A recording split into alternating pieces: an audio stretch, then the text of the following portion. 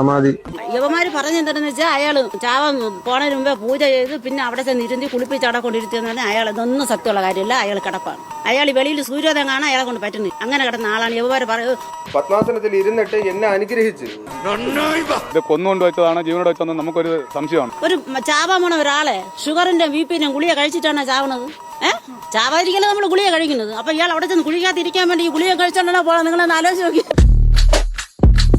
സമാധിയാകാൻ പോകുന്നുവെന്ന് പറഞ്ഞ അച്ഛനെ സ്ലാബിട്ട് മൂടിയെന്നാണ് മക്കൾ മൊഴി നൽകിയത്. കളറായിട്ടുണ്ടല്ലോ. മരിച്ചെന്ന് ഞാൻ ആര് പറഞ്ഞു? നമ്മൾ ഇത്രയും നേരം ക്വസ്റ്റ്യൻ ഇല്ല ആൻസർ പറഞ്ഞുകൊണ്ടിരുന്നു. മനസ്സിലായോ? ഇനി ക്വസ്റ്റ്യൻ പേപ്പർ വേണം.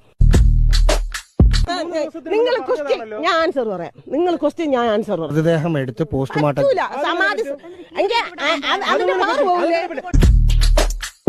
ചേട്ടാ ഹിന്ദു ആചാരത്തെ വ്രണപ്പെടുത്തുകയാണ്. ചേട്ടാ എന്തുട്ടാ ഇങ്ങനെ ചോദിക്കുന്നത്?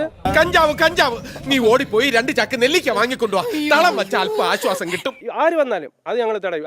അത് പറ്റൂല. ഞാൻ ഇപ്പോഴേ ഞാൻ പറയുന്നു. അല്ല മൂപ്പരങ്ങൾ കോൺക്രീറ്റ് ഇട്ട് അങ്ങ് മൂടിയാ? നിങ്ങൾ പറയുന്ന കോൺക്രീറ്റിൽ ഉണ്ടാക്കിയ സ്ലാബ് അല്ല അത്. മയിലാടിയിലെ കൃഷ്ണശിലയാണത്. അത്